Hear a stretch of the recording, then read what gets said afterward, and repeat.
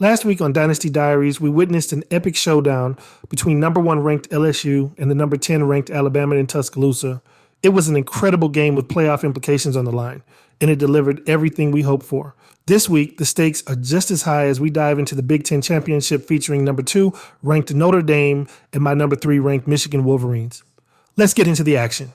Now, this is for the Big Ten Championship, and I have to mention that the first time Notre Dame and I faced off, it was at Michigan, where I had home field advantage, but he still beat me. It was a 3-point game. I don't remember the exact score, but going into this rematch, I knew I had to come out strong and take an early lead to counter his home field advantage and secure a road win. This was also my first snow game, which added an extra layer of challenge. I had some weird passes during the game, and I'm not sure if it was because of the snow or if my quarterback was just cold. You know how the game mechanics work sometimes. But enough talk. Let's dive into the game and see how it all played out. On his first drive, he drops back to pass and starts moving the ball pretty well. But then he throws a pick. That was exactly what I needed to get into the game and start neutralizing his home field advantage. I was feeling good after that turnover, but there was a problem. I didn't capitalize. On my next drive, I ended up going 3 and out and had to punt it right back to him. Then on his second drive, he starts moving the ball again, but this time, well, let's see what happens next. He throws the bubble screen in my corner. Josiah Edmond picks it and he could go all the way. 95 yards to the house, and we get some points on the board finally, and I have the early lead and looking to build on that momentum. Now, I have to keep playing defense, get some stops to take control of the game, to get the win in South Bend, and steal the conference championship for the Wolverines, and bring it back to Ann Arbor where it belongs. That's easier said than done. Notre Dame is a tough opponent, and as you can see on the screen, he's ranked number 1 at the time of this game, and for good reason. To secure the victory, I knew I had to keep my foot on the gas and not let up for even a moment. So now on this next drive, I'm thinking, I know he wants to, try to stay in the game. He doesn't want it to get too far out of hand. He starts off with a dot, gets him to midfield, and for some reason he goes no huddle. Now, typically against me, I've changed my play up, and I don't know what he thought he saw, or maybe he just wanted to change the pace of the game. But he does take a while audibles a lot. I did cut that down somewhat, but he throws yet another dot, and he caught another crosser, and I did have my zones low on that play, so I knew I had to pick them back up a little bit. And I know that's part of the chess match because he probably noticed my zones were low, so he threw it high, and then I got to adjust and make the proper adjustments, and we got to go back and forth. Although I will say the one pick was deep, and I had him deep that play. But anyway, let's get back to this. And he tries to throw a screen, and my guy gets to him before he gets it off. The guy was there, and I was trying to work my way through the blocks and did not do a good job. So I'm glad that they got to him because that probably would have been a big play. I have to use that better. But then he goes no huddle again, and he's rolling out, and he's trying to find somebody. Takes off with his quarterback. Now he gets a nice run. It was 3rd and 20. He gets down to 4th and inches. He tries to go no huddle again on 4th down. In my head, I'm thinking this is good for me because I'm thinking I can get the stop. And I actually thought he was going to run it, but he didn't. And he still throws an incomplete pass. And the ball was short, but I had 2 guys covering the guy he was throwing to. So, but anyway, I come right back, and I'm just like going to take a shot, and you see what happened. So I'm kind of glad, that's a Heisman candidate, Charlie Bernstein. He actually won the Heisman last season. I do know who won this Heisman, and it was a person on my team, and it was not Charlie Bernstein. But, we still, and I talked about him earlier, if you're watching our earlier clips. Now, this is at the end of the half, and as you can see, I didn't have confidence I could make it. I didn't want to give him a short field. I can make that sometimes. My kicker has it.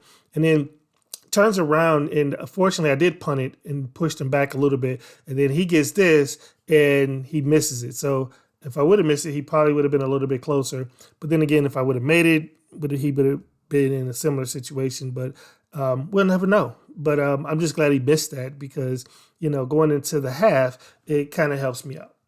So now we're going into the half. I'm up by 2 scores, and I'm like, okay, I just got to keep playing good defense. And then, try to get my offense going because you saw the one big play I had. But I'm like, okay, we just got to get some stops, and we should be able to take this away. I do have confidence in my offense, and I do think I can move the ball. Although outside of one play, I haven't been doing a lot. And again, a lot of it was my quarterback being off, and we'll just say that was because he was cold. And on that play, I thought I was going to have a pick, or nobody wants to make a tackle. I was in man coverage, and that worked out. And this is another time when for some reason, I wasn't feeling confident kicking the ball. And again, sometimes I can make that, but I'm like, let me try to play the field position game. I actually took the delay of game. I did cut that down a little bit, but I took the delay of game. So we literally sat there. I'm sure my opponent didn't like that. I hate when people do that, but I didn't want to waste the time. Plus, I wanted to give myself more room to punt. So this time, that screen that he didn't get off last time, I didn't play it well again. And that was, again, all my fault because I was there and I overran the running back. And I don't know. Usually I don't know what the heck was going on with me this game because that should have been a user pick right there, a user lurk. And I just blew that. But and then he comes up, he runs with his quarterback yet again, and he's moving the ball. He's actually doing a pretty good job moving the ball. And I'm sure he wants to tie this game up, to not be down going into the fourth. And we are in the fourth, so he wants to, tie it up and have a chance to win it late in the game. He has pretty good pocket presence, hits another crosser. And, I don't know where my user was that time because usually I should be guarding that crosser, but I was not doing it that play. And now he's down in good field position yet again.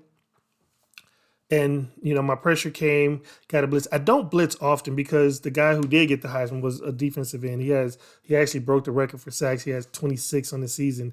Didn't get any of this game. He was doing a good job. And I don't usually blitz, but I wanted to blitz that time. And when me saying he got 26 sacks, I do want to point out I was not using him. I wasn't doing anything special. He's just good. And that's why this season, I didn't have to blitz very often. And my other defensive end has like 10 sacks. So, but anyway, he gets that touchdown right there, ties the game up, which I have to say he just had a really good drive and I just didn't make plays. So now I kind of feel good about it though. I mean, you look at the situation, I just need to get in field goal range to take the lead. I want to get a touchdown, of course. And you see I go down right there. My goal is to run the clock down, get in field goal range, kick the field goal to win it, or get a touchdown, of course, very late. But I went down early intentionally because I did not want to fumble. I didn't want to take any chances. I'm purposely taking this drive very, very safe, because again, and I didn't want to get out of bounds on that play. I got out of bounds on that play. That stopped the clock, which did not help because, again, I want the clock to move. I want to use all 4 minutes on this drive. My running back is actually doing a good job. And, we're just punching the ball and moving it very well every play. So I come right back. We get another good run right here. I hit the spin move, get a field, second and mid again. Then this time I try to switch it up a little bit. And, I kind of feel like, I don't know, maybe this play was a safe play. It could have been the right move, but I feel like it set me off a little bit, but I tried the jet sweep and he played it very well. And I think I got 1 yard or something like that. So now it's 3rd and 4. Again, not a hard third down to convert. I got some good plays for this situation. And I go to one. It was a great play because I had a nice high-low read. And I catch this drag over here, get the easy first down, and Not so fast, my friend. we mess around and give the ball right back to him on a fumble. And I am sick right now because now he has plenty of time. I think it's 2 minutes something left. And I'm sure, again, he is thinking just like I am, get in field goal range, kill the clock. And, from there, he can, take the win. And he does end up getting the win. And I just have to say that was a tough one for me. It happens sometimes. But I lost in the conference championship, but I did still make the playoffs. So I will be back with our playoff run next week, and hope you guys join me. See you then. Holla at you later. Peace.